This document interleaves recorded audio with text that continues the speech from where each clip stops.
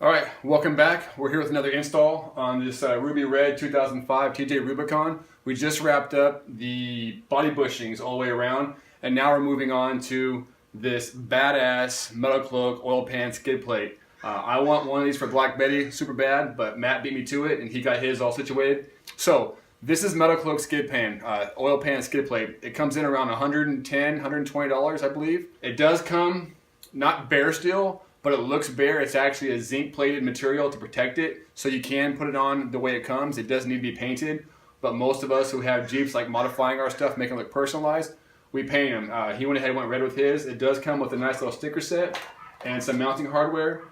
I'm guessing this should be fairly straightforward. 4 bolts. Looks like 1, 2, 3, 4.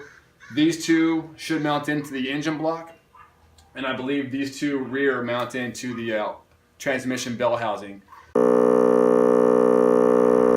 Alright, so this is the part of the video towards the end where I show you the final install, show you how the part went on, the problems we faced, the things that went right, things that went wrong. But unfortunately, the install was aborted because what happened, what had happened was, it turns out Matt modified his exhaust prior to buying the oil pan skid plate from MetalCloak, and the new exhaust system he had put on, the downpipes from the cats fit very, very close against the oil pan. Less than a finger, and the stock system allows much more clearances than that. So the skid plate goes in between the oil pan and the downpipes from the cats. It slides up in there. And in Matt's case, that wasn't going to happen. So the install was aborted, but it isn't all bad news. I'm pretty sure that since he has no use for that skid pan anymore, it's coming to me. Hey, welcome back. This is part 2 of the MetalCloak oil pan skid plate. This will be a for real installation this time because now it's going on Black Betty.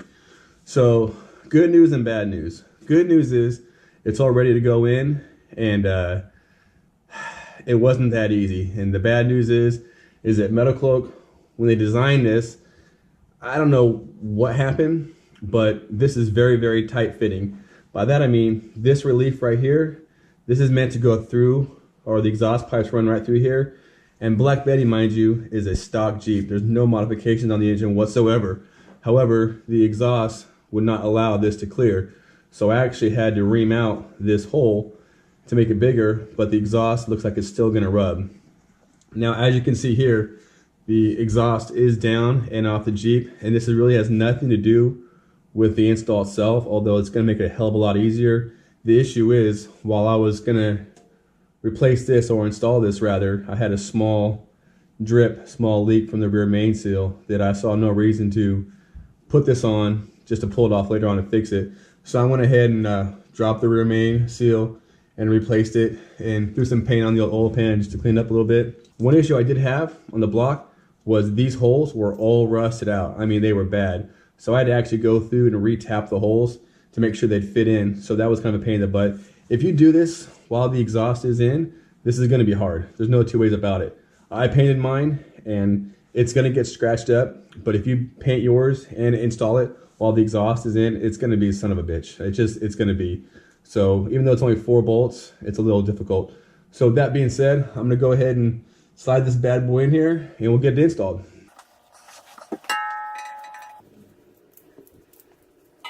This really would be easier with 2 people, but I don't have a second person, so I'm on my own. Now these bolts in the back, these are 3/4 inch bolts on both sides. So we'll slide that one in. The washer goes before and aft. Aft, that sounds nautical, aft. Hope I used it right. So I got these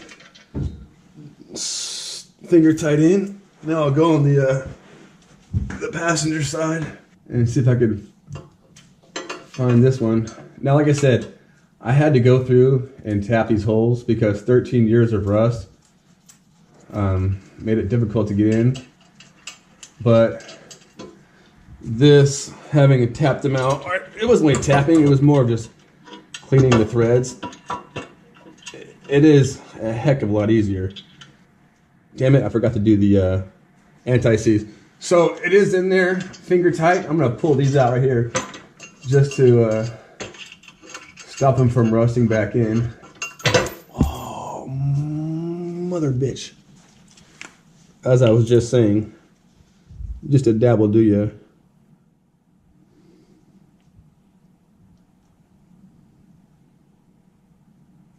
Or a couple dabs. Either way, because these things were quite rusted, and it was a pain in the butt. I don't know how you would do it. If yours are rusted like mine were, I don't know how you'd get it in without tapping it, because this did not want to go. All right, now I got anti-seize all over my hands. I'll put on my face and look like Braveheart. I would almost say that you should pull your exhaust off just to do this. Why not? Hell with it, right? Do it, make it easier on yourself. Well, if you're on the East Coast, I'm sure your exhaust is just rusted on there. Here in good old People's Republic of California, it doesn't get too bad here. So my exhaust was rusty, but it comes off pretty easy. So I'll tell you what though, having that exhaust off here does make this job a heck of a lot easier. Not only that, but I'm sure on video it looks better too.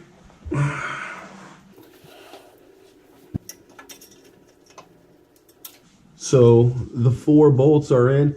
It does come with more bolts, but I think it's for the different transmission mounts, I would guess. I don't know. But it seems like it only mounts 4 places on this one. So that's that. Also, with the exhaust off, you can actually tighten these things down pretty easy. Yeah, it would be a pain in the, I don't know how you would do it with the exhaust on here. I guess you're down MetalCloak, made it look easy. They made a 1-minute video on this. Can you believe that? 1-minute video? I guess if I did it all over again, would I paint it? I don't know, because it's a lot of work to paint it and put it on here just to get it scratched up. So maybe I'm just retarded, and the best option is to just put it on as it comes and not mess with all this. I should use power tools. Let's use power tools.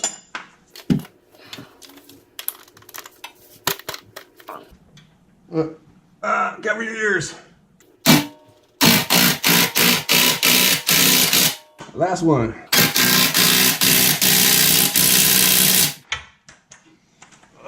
Dishes are done, man. One last step to do is make it look pretty. Pretty. All right, so there you have it. About a 5-minute install that took about 3.5 days, but it is done. So hope you like it. Hope you like the video, and don't forget, if you do, don't forget to like, subscribe, and share, and hopefully this helps. See you later.